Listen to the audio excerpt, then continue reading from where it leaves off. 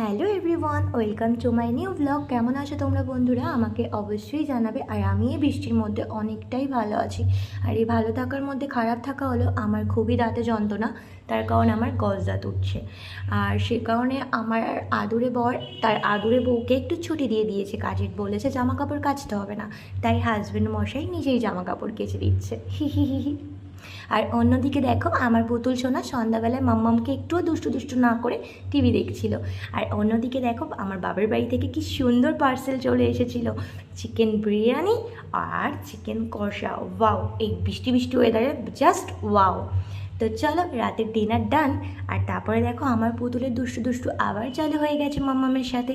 ও যে আমাকে বুকের মধ্যে জড়িয়ে কী যে মজা পায় সেটা ওই জানে। রোজ এরকম করে আমাকেও হামি দেবে, আমার সাথে চটকা চটকি করবে। মানে ওকে আমি কি চটকাবো, আমার ছেলে আমাকেই চটকে রেখে দেয়। তো আমার এই ছোটোখাটো ব্লগটা তোমাদের যদি ভালো লেগে থাকে অবশ্যই লাইক কমেন্ট করো। Bye, tata.